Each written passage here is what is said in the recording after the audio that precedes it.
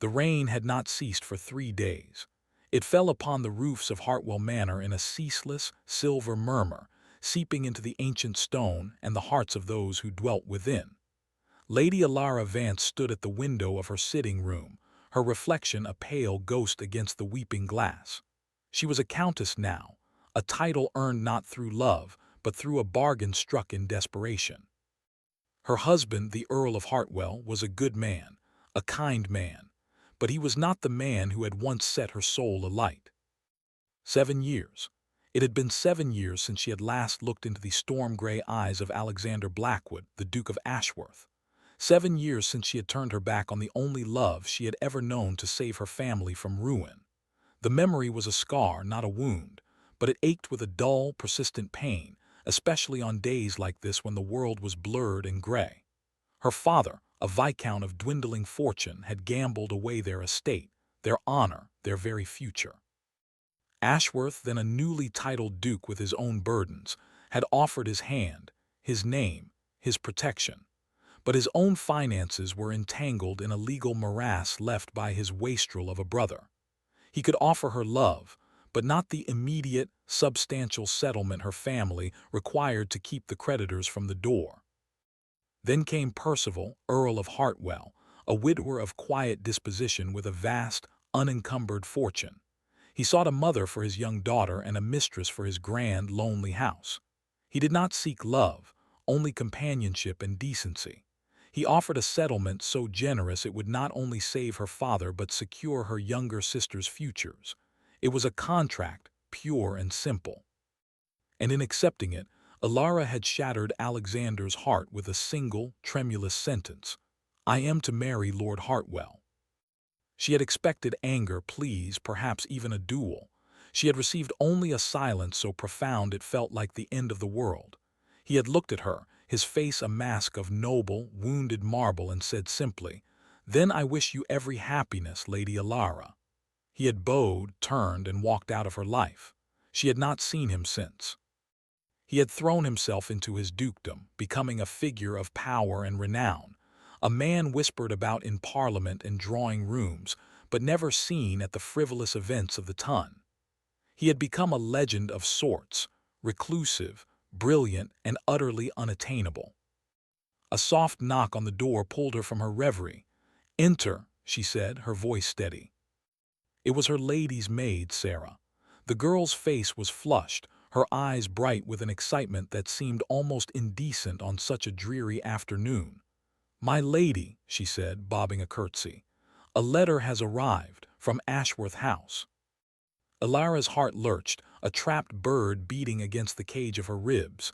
For a moment she could not speak. Ashworth House. The name alone was enough to steal the breath from her lungs. "From the Duke," she managed, her voice barely above a whisper. Sarah shook her head.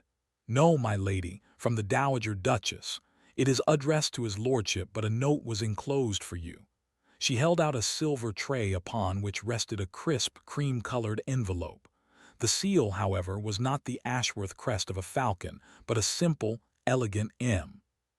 The Dowager Duchess, Alexander's formidable mother. What could she possibly want? With a hand that she forced to remain steady, Alara took the envelope. She did not open it in front of Sarah. "Thank you, you may go." Once alone, she broke the seal. The note inside was brief, written in the Dowager's sharp, elegant hand. "My dear Countess Hartwell, it has been too long. Time has a way of easing old sorrows, does it not? I am hosting a small, private gathering at Ashworth House at the end of the month. For the sake of our family's long and, I hope, mended history, I would be honored if you and Lord Hartwell would attend. My son will be present. It is time for him to re-enter the world. I believe your presence might help him do so. Sincerely, Margaret, Dowager Duchess of Ashworth." Alara read the words twice, 3 times.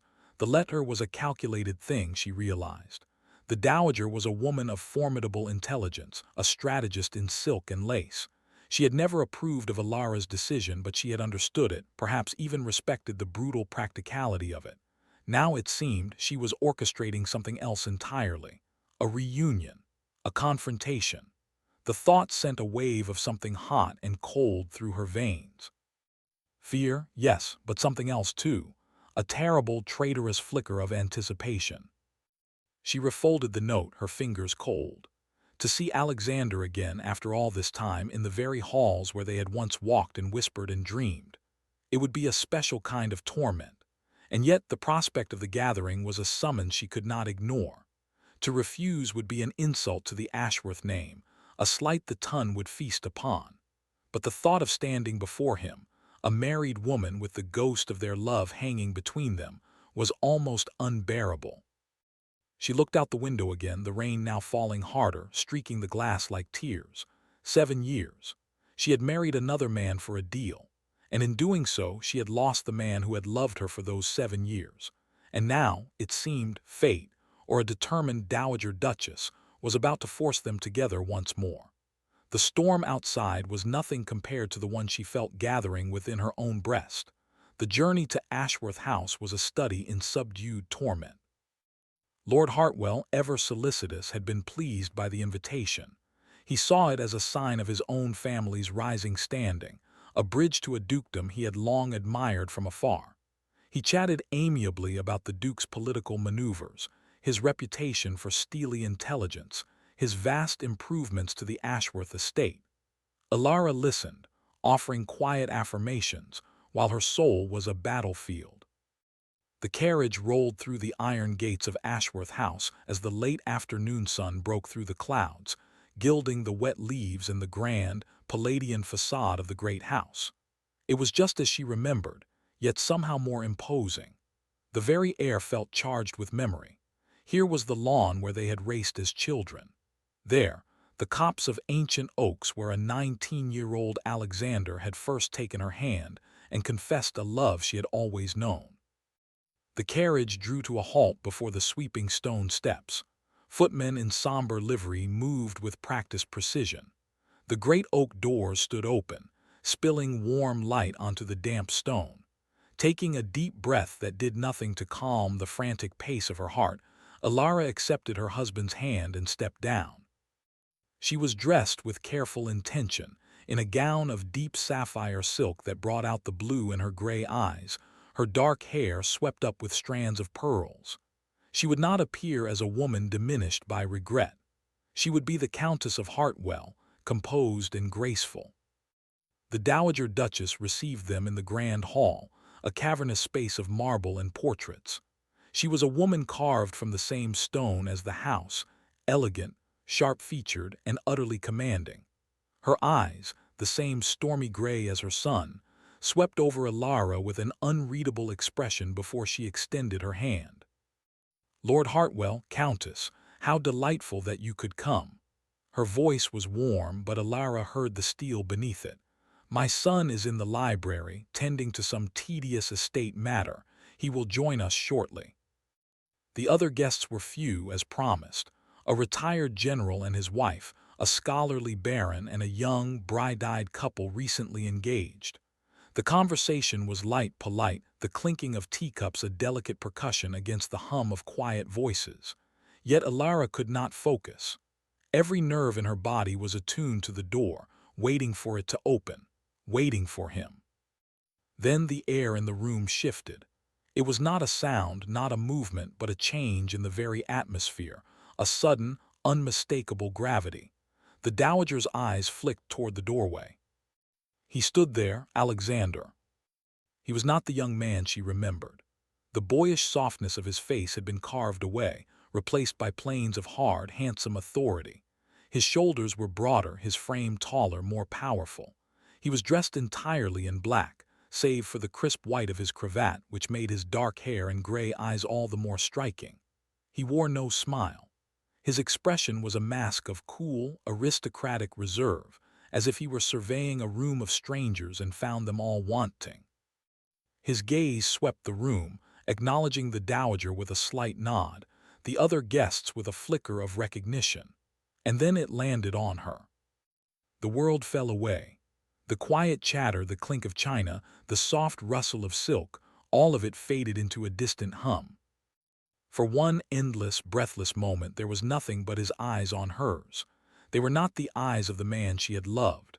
They were the eyes of the Duke of Ashworth, guarded, unreadable, and cold. But beneath that icy surface she saw it, a flash of raw, wounded fury, a pain so deep it took her breath away. It lasted only a second before he blinked and it was gone, replaced once more by that impenetrable shield. The dowager spoke, her voice cutting through the tension.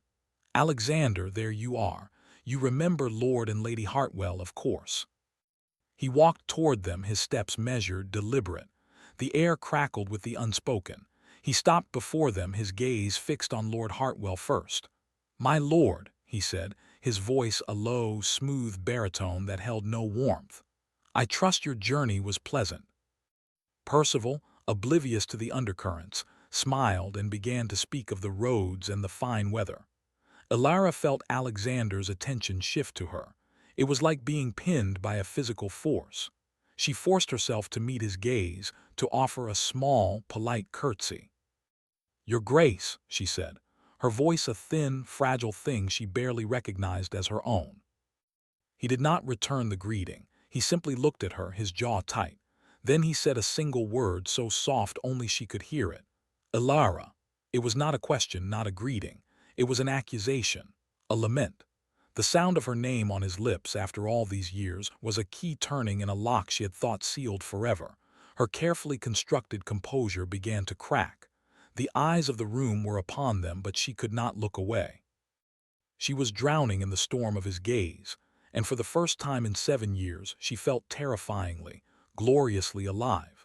Dinner was an exquisite exercise in agony. Ilara found herself seated not beside her husband, as custom would dictate, but further down the long, polished table, directly in Alexander's line of sight. It was the dowager's doing, no doubt, a strategic placement designed to maximize the unspoken tension that thrummed between them like a taut wire. Lord Hartwell sat near the head of the table, conversing enthusiastically with the general about the merits of land management, utterly blind to the silent war being waged across the silver and crystal. Ilara pushed a piece of roasted pheasant around her plate, her appetite vanished. Every time she dared to glance up, she found Alexander watching her, his gray eyes dark and unyielding. He did not speak to her.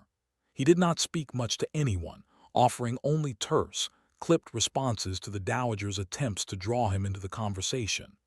But his gaze, that heavy, considering gaze, never strayed far from her face. It was as if he were studying a portrait, searching for the flaws, the changes, the proof of her betrayal etched into the lines of her features. She felt stripped bare, her careful armor of poise rendered useless. He saw through it. He always had. That was one of the things she had loved most about him, his ability to see past her practiced smiles to the truth beneath. Now, that same perceptiveness felt like a weapon. The Dowager Baroness to her left attempted polite conversation, asking about her daughter, the charity work Ilara had undertaken at Hartwell. Ilara answered mechanically, her responses automatic, while her mind remained trapped in the snare of Alexander's attention. She could feel the heat of it on her skin, a phantom touch. She remembered the last time he had touched her 7 years ago.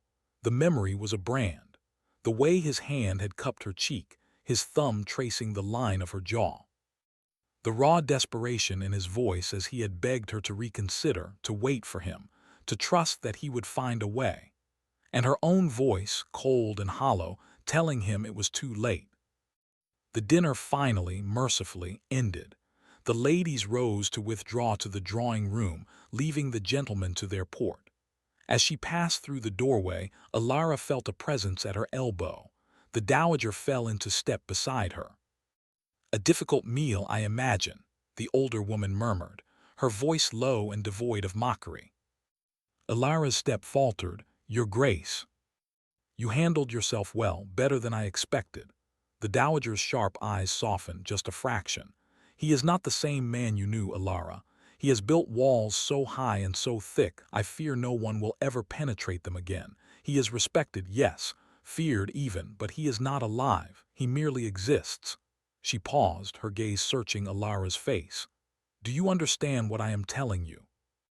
Ilara's throat tightened. "I am not sure what you wish me to say. I am married. The past is gone. What good can come of digging up old graves? Perhaps none, the dowager conceded, her expression unreadable once more. Or perhaps it is the only way for him to finally lay the ghosts to rest. You, of all people, owe him that much, do you not? The words were a blow, sharp and precisely aimed. They left Alara reeling as they entered the drawing room, its elegant pale blue walls and gilt mirrors feeling suffocating. She accepted a cup of tea she did not want and found a seat near the window, staring out at the darkened gardens. The dowager's words echoed in her mind. He merely exists. Was that what she had done to him?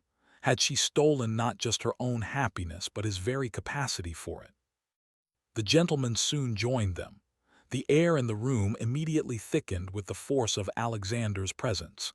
He entered with a glass of brandy, moving to stand by the fireplace, his profile to her, sharp and magnificent in the firelight. He seemed determined to ignore her, and for a moment she was grateful. Then the young, engaged couple approached him, the girl, Lady Alice, bright with innocent enthusiasm. "Your Grace," she said, "I must tell you, it is the talk of the county that you have returned to society. We are all so very delighted. The Ashworth ball is to be the event of the season, they say." Alara froze. The Ashworth ball. There had been no mention of a ball. The dowager had called it a small, private gathering. Her gaze flew to the older woman who was watching her with a faint, knowing smile. Alexander turned from the fire, his expression unreadable. "Indeed," he said, his voice cool. "It seems my mother has decided it is time for this old house to ring with music and laughter once more. A celebration of the harvest, I believe she is calling it." "It will be magnificent," Lady Alice gushed. "Will you dance, Your Grace? They say you never do." A ghost of a smile, cold and sharp, touched his lips. "Perhaps," he said slowly, his gaze shifting at last to Alara, holding her captive across the room. "If the right partner were to ask." The implication hung in the air, heavy and scandalous. Conversations faltered. Alara felt her face flame. He was toying with her, testing her in front of everyone. He wanted to see her squirm, to prove that she still cared. And heaven help her, she could not even pretend that she did not.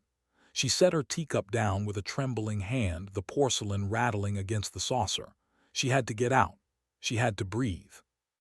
She rose, murmuring an excuse about needing air, and slipped through the French doors onto the terrace.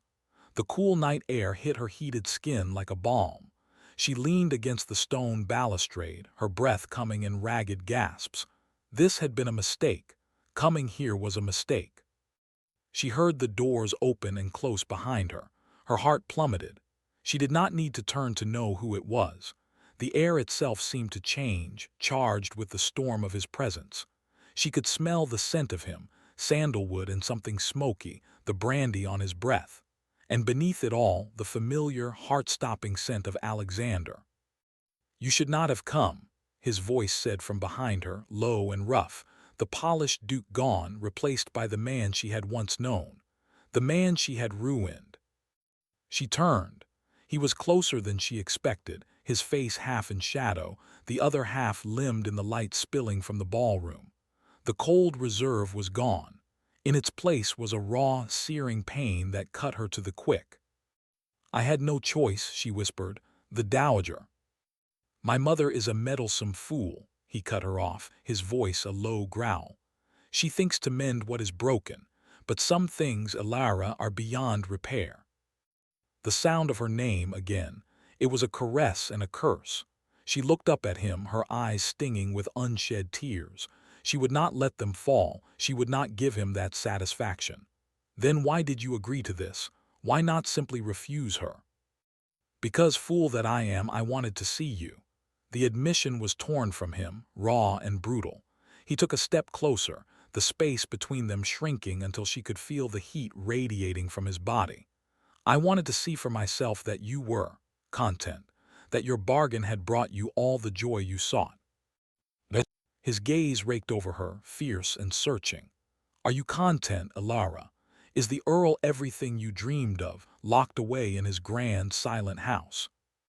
The cruelty of the question was like a slap, but beneath the cruelty she heard the echo of his own agony. She lifted her chin, her own pride flaring. "He is a good man," she said, her voice stronger now. "A kind husband. He gave me everything you could not." The words were out before she could stop them, a weapon she had not intended to use. The effect was immediate. He recoiled as if she had struck him. The pain in his eyes was a terrible, living thing, and in its wake something colder and harder rose to the surface. "Everything I could not," he repeated, his voice flat.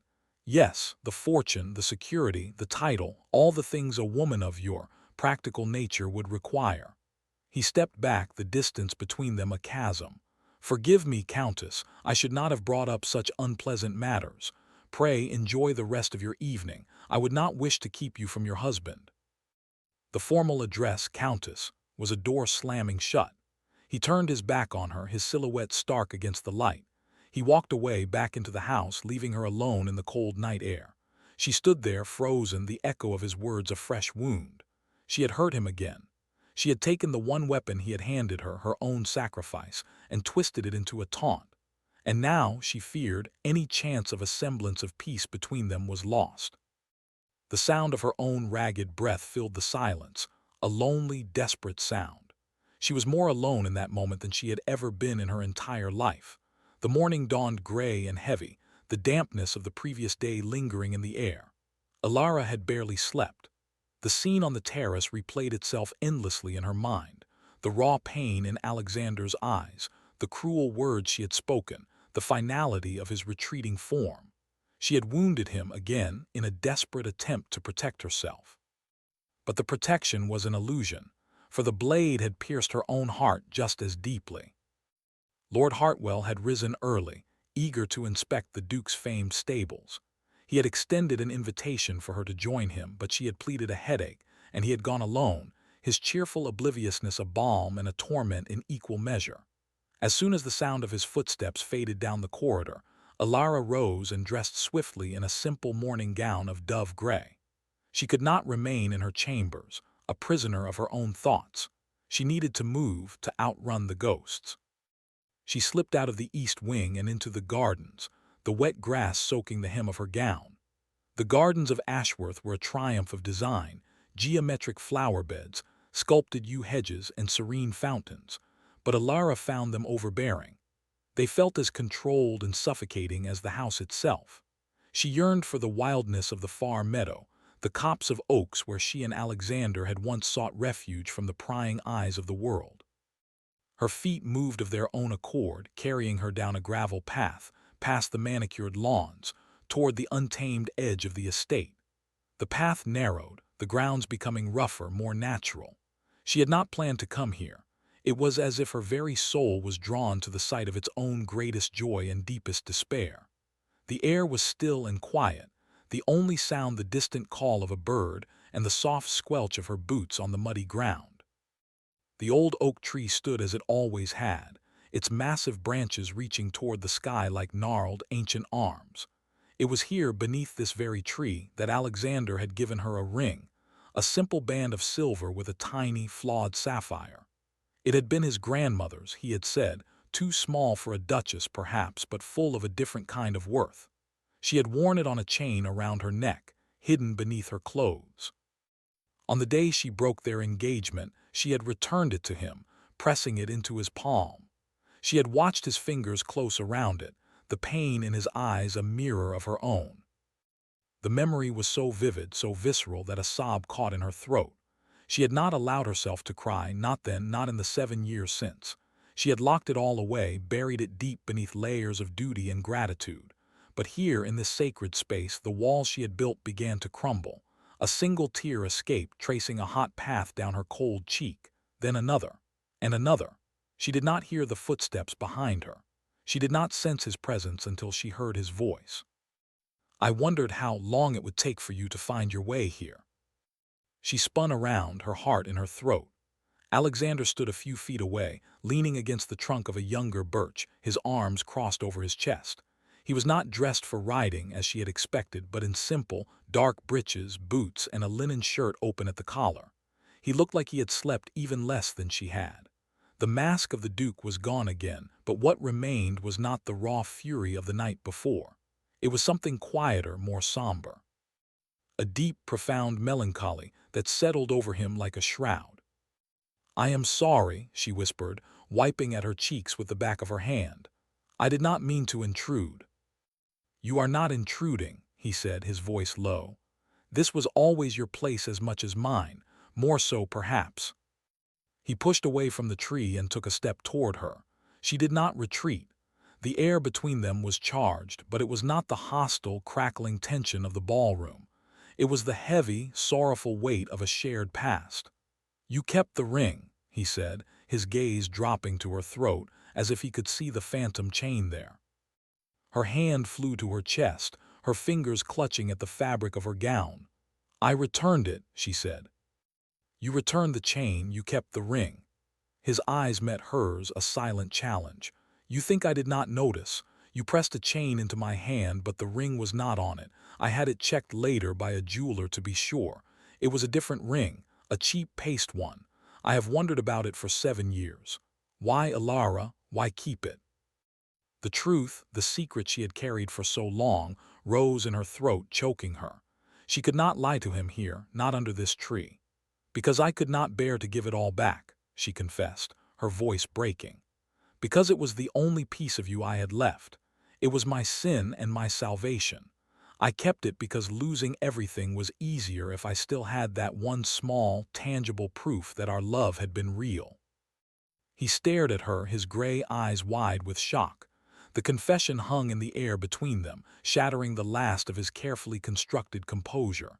He took another step closer until they were only a breath apart.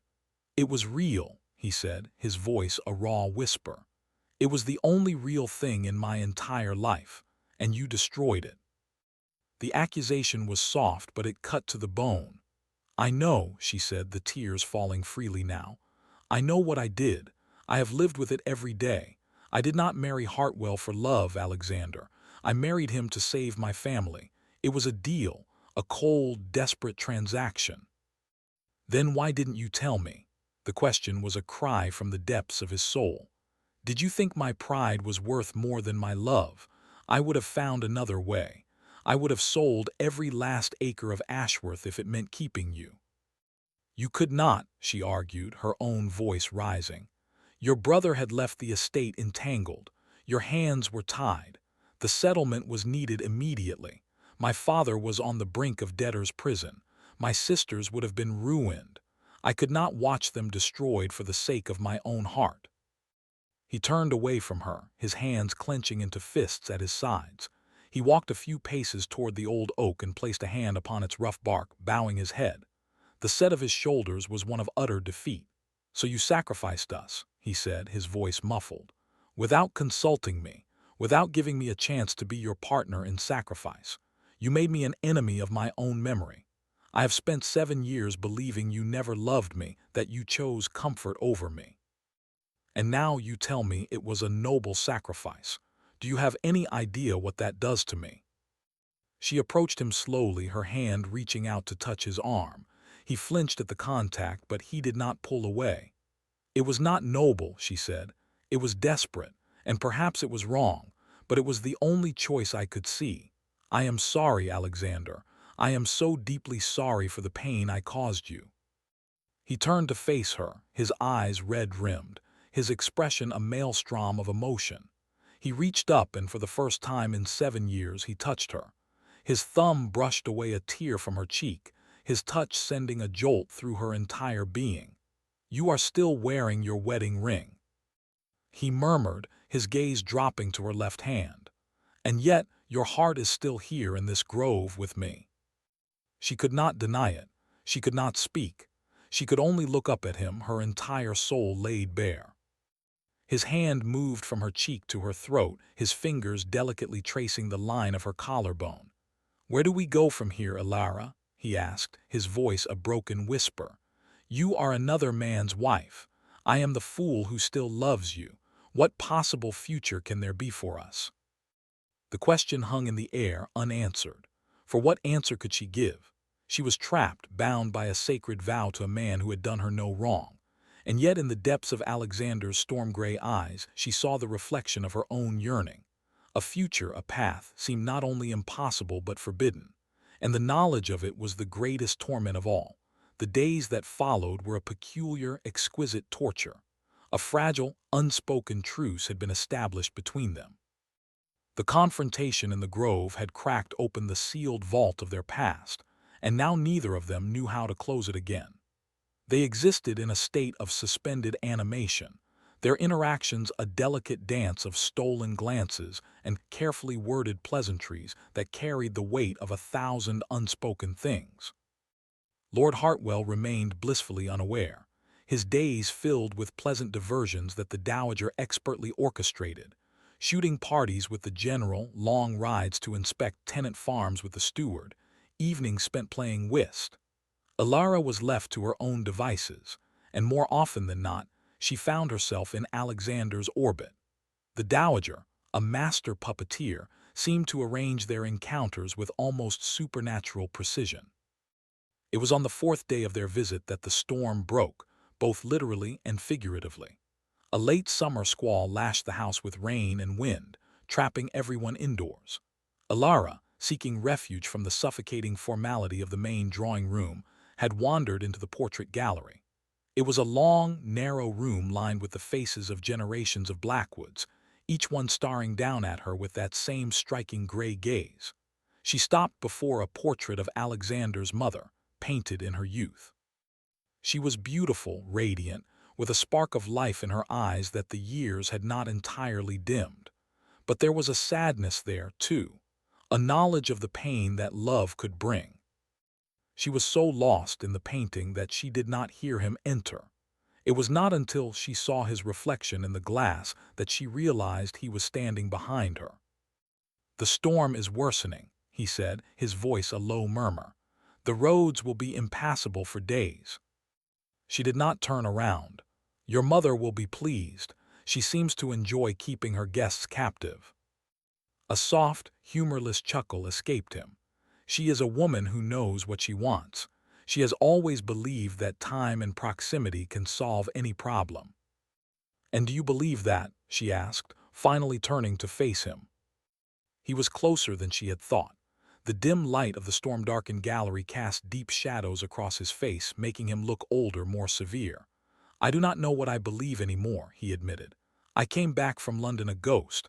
I have haunted these halls, going through the motions of duty. I told myself I was content. I was not. I was merely numb." He took a step closer. "You have taken that numbness from me, Alara. You have made me feel again. The pain is excruciating, but the feeling is a kind of life I had forgotten." His words echoed the Dowager's own. "He merely exists." Her breath caught in her throat. "Alexander," she whispered, "we must be careful if anyone were to see us here alone." "I know the rules of polite society as well as any man," he said, but he did not move away. "I have spent my entire life bound by them, and what have they brought me? A dukedom of empty rooms and a heart that beats only when you are near." His eyes burned with an intensity that stole her breath. "Tell me you do not feel it. Tell me that when you look at me, you do not see the life we should have had. Tell me that, and I will walk away and never trouble you again." It was a challenge, a desperate plea. She knew she should lie.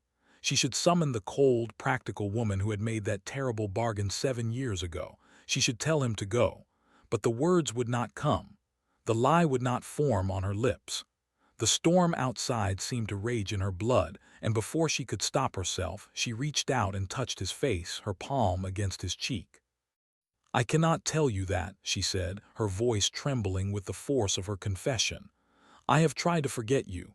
I have tried to be a good wife to a good man, but my heart has never left this place. It has never left you." A sound escaped him, half sigh, half groan. His hand came up to cover hers, pressing it more firmly against his cheek. He closed his eyes as if he were in physical pain. "Do you know what it is like," he murmured, "to live with the ghost of a love that never died? To see you across a dinner table and know that you belong to another? To hear your voice and remember the sound of it whispering my name in the dark?" The intimacy of the memory sent a flush of heat through her. She remembered. She remembered everything. The stolen moments, the whispered promises, the desperate, passionate certainty of their young love. She stepped closer, closing the distance between them. The air crackled with the same electricity as the lightning that split the sky outside. "This is madness," she breathed. "Then let us be mad together," he replied, his voice thick with emotion. He lowered his head, his lips hovering a breath away from hers. She could feel the warmth of his breath, the scent of him surrounding her. It would be so easy to surrender, to close the final, infinitesimal distance and lose herself in the kiss she had been denying for 7 years. Her eyes fluttered shut. Her body leaned into his of its own accord. And then the sound of footsteps in the corridor shattered the spell. They sprang apart, the silence of the gallery now filled with the frantic beating of their hearts. The footsteps grew louder, and a moment later, the formidable figure of the Dowager Duchess appeared in the doorway. Her sharp eyes took in the scene, the two of them standing too close, the flush on Alara's cheeks, the raw hunger on her son's face. A knowing, almost triumphant smile touched her lips. "Forgive the intrusion," she said, her voice smooth as silk. "Lord Hartwell is asking for you, Countess. He has had a letter from his steward and wishes to discuss some estate matter." Her gaze shifted to Alexander. "And you, my son, have a guest. Lord Ashworth has arrived. He claims to have urgent news from London." Alexander's expression, so open and vulnerable moments before, shuddered instantly. The Duke was back, his mask firmly in place. "Ashworth," he said, his voice cold. "That old fox, what can he possibly want?" "I do not know," the Dowager replied, her eyes gleaming. "But I suspect we shall soon find out. He is waiting in the library, and he seems rather pleased with himself." She paused, her gaze sweeping over Alara once more, a silent warning. "Do not keep him waiting, Alexander. It would not do to be discourteous to a man with so many secrets." The name hung in the air, heavy with implication. Lord Ashworth, the neighboring baron, was a man known for his love of gossip and his ruthless pursuit of political gain.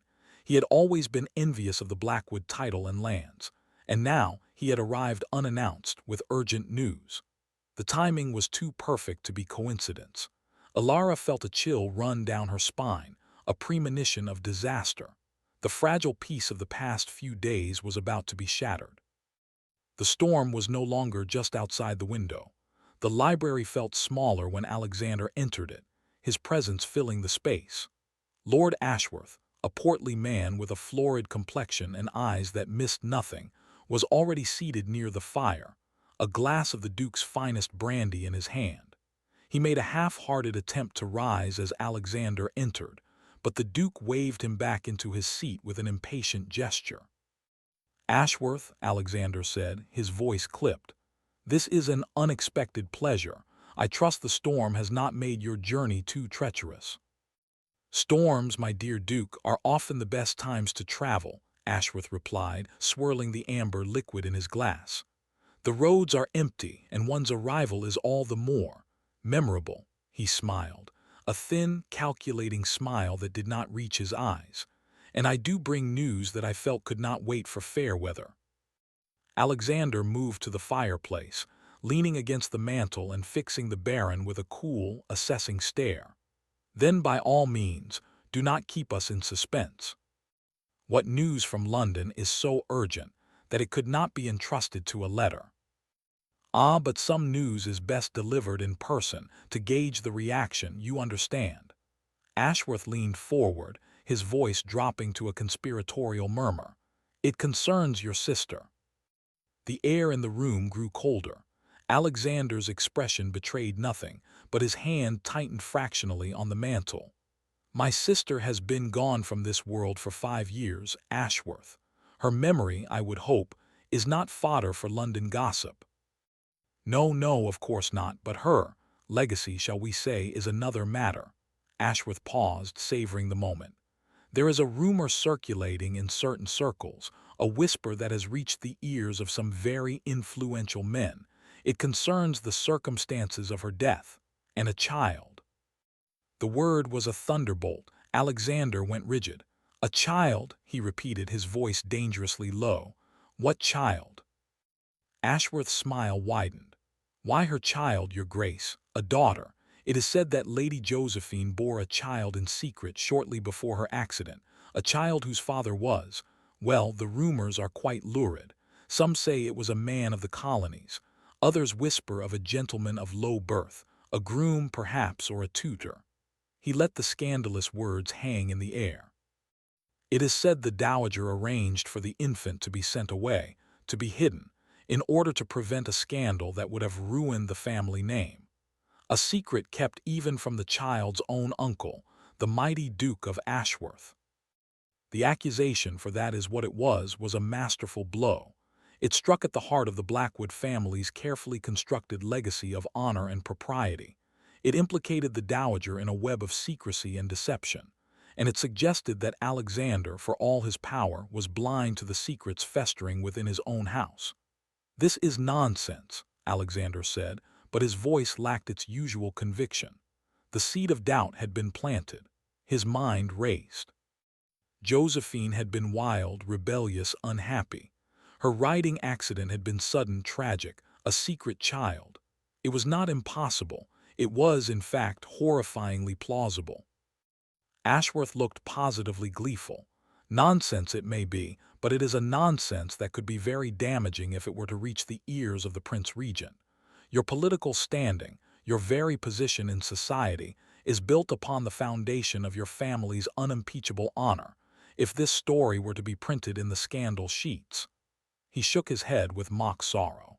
"It would be the ruin of the Ashworth name." Alexander stared at him, his gray eyes burning with a cold fire. He understood now. This was not a friendly warning. This was blackmail. And what, he asked, his voice a silken threat, would it take to ensure that this nonsense never sees the light of day? Ashworth's demeanor shifted, the mask of unctuous concern slipping to reveal the hard, greedy face of a predator. "I have always admired the northern reaches of your estate," he said, his voice businesslike now. "The land adjacent to my own, the old hunting forest, a modest parcel really, but it would consolidate my holdings quite nicely. A simple transaction between neighbors, a sign of goodwill." The sheer audacity of the demand was staggering. The hunting forest was a vast, ancient woodland, rich in timber and game, a cornerstone of the Ashworth inheritance. To hand it over would be a betrayal of his birthright, a surrender to a man he loathed. "You expect me to trade my land for your silence?" Alexander's voice was a low growl. "You overestimate the value of your gossip." "Do I?" Ashworth countered, his smile never wavering. "Consider the alternative, your grace. A full investigation into the matter, the digging up of the past, the interrogation of servants, of the dowager herself. Even if the rumors prove false, the stench of scandal would linger for a generation. The Ton has a long memory for such things. Your political enemies would feast on the carcass of your reputation." He took a slow sip of his brandy. "The land or your honor? The choice, it seems to me, is a simple one." A cold, terrifying rage began to build in Alexander's chest. He wanted to throw the man out, to throttle him with his bare hands, but he could not. The threat was real. Ashworth was a viper, but a viper with powerful connections. He needed to think, to consult his solicitors, to find the source of this rumor before it could spread. But one thing was immediately clear. His quiet, careful world was about to explode. The door to the library opened. Alara stood on the threshold, her face pale. She had been passing by on her way to find her husband and had heard Ashworth's raised voice. She had heard everything. Her eyes met Alexander across the room, and in that instant she saw the full, terrible weight of the blackmail pressing down upon him. She saw the choice he was being forced to make. And she knew, with a sudden, sickening clarity, that this was the moment her own deception came due. For the secret Ashworth was using to destroy Alexander was not just a lie. It was her lie. The child, the secret child, she knew the truth of it. She had carried that truth for 7 years. And now, unless she acted, it would be the weapon that destroyed him. The instinct to protect him, the same instinct that had driven her to her sacrifice all those years ago, flared to life within her, stronger than ever. This time she would not run. This time she would fight. Alara stood frozen in the doorway, the full weight of Ashworth's blackmail crashing over her. The hunting forest. He wanted the ancient heart of the Ashworth estate, and the weapon he wielded was a secret she knew to be a lie born from her own desperate attempt to protect the man she loved. For she knew the truth about Josephine's child. She was the only one left alive who did. "Lord Ashworth," she said, her voice cutting through the tense silence, "you are a liar." Both men turned to face her. Ashworth's smile faltered, replaced by a flicker of annoyance. "Countess Hartwell," he said, recovering quickly, "this is a private matter between His Grace and myself. I am sure your delicate sensibilities are not suited to such discussions." "Delicate sensibilities have little to do with it," Alara replied, stepping fully into the room. She felt strangely calm, a deep, cold certainty settling over her. "You speak of a child, a secret, but you do not speak the truth. You only repeat the slander you have purchased from some gutter informant." Alexander's gaze was fixed on her, his expression a mixture of confusion and something that looked like hope. "Alara," he said quietly, "what are you saying?" She turned to him, her heart breaking at the vulnerability she saw beneath his carefully controlled exterior. "I am saying that his story is false. There was no secret child, not in the way he claims." She drew a deep breath. The time for secrets was over. Josephine was not a fallen woman, she was a frightened one. She fell in love with a man her family could not accept. A man of the sea, a naval captain, a man without a title or fortune. They married in secret in a small church on the coast. I was the only witness. The confession hung in the air, shocking in its simplicity. Ashworth's face began to redden. "A likely tale," he blustered, "conveniently invented by a woman known to have connections to this family." "I have the proof," Alara said, her voice unwavering. "The marriage certificate and the child's baptismal record. Josephine came to me just before she died. She was afraid her family would annul the marriage, would take the child from her. She entrusted the documents to me, along with a letter in her own hand, explaining everything. She made me swear to keep it secret until the child came of age." "Where are these documents?" Alexander demanded, his voice raw. "Safe," Alara said. "Hidden where no one would think to look. I have carried this secret for 5 years, Alexander. I carried it because your mother, in her grief, refused to acknowledge the marriage. She believed Josephine had eloped with a fortune hunter and demanded the child be sent away to be raised in secret. But the marriage was legal. The child, a little girl named Clara, is your legitimate niece, the true heir to her mother's portion of the Ashworth fortune." She turned back to Ashworth, her gaze like a blade. "The man you call a scandal was a decorated naval officer who died of fever in the West Indies. The woman you call a ruin was his grieving widow. And the child you would use as a weapon is an innocent who has already lost both her parents. What kind of monster would use such a tragedy for his own gain?" The question echoed in the silent room. Ashworth's bluster had vanished. He looked from Alara to Alexander, his face a mask of thwarted greed. This is preposterous," he sputtered. "A desperate fabrication." "Is it?" Alara challenged. "Then call the newspapers, summon your rivals in Parliament. I will stand before them all and produce the documents. I will swear to their authenticity on the grave of my own father. I will tell the world the truth, that the only scandal is the one you attempted to create. The only villain in this story is you." She had him. They all knew it. The cold, hard evidence of the truth was a far more powerful weapon than any rumor. Ashworth had overplayed his hand. He had thought to exploit a family secret, but he had not bargained on the secret having a guardian. He had not bargained on Alara. "You will leave this house tonight," Alexander said, his voice a low, dangerous command. "And if I ever hear even a whisper of this slander again, I will not only expose your attempt at blackmail to the entire House of Lords, but I will use every resource at my disposal to see you ruined. Do you understand me?" Ashworth's face had gone pale. He opened his mouth to speak, but no words came. He simply nodded, his shoulders slumping in defeat. He set down his brandy glass with a trembling hand and without another word strode from the room. The sound of his retreating footsteps was the sound of victory. But the victory was bittersweet. The room fell silent. Alara stood before Alexander, the weight of her long-kept secret now lifted but replaced by a new and terrifying fear. She had destroyed Ashworth's threat, but she had also exposed her own duplicity.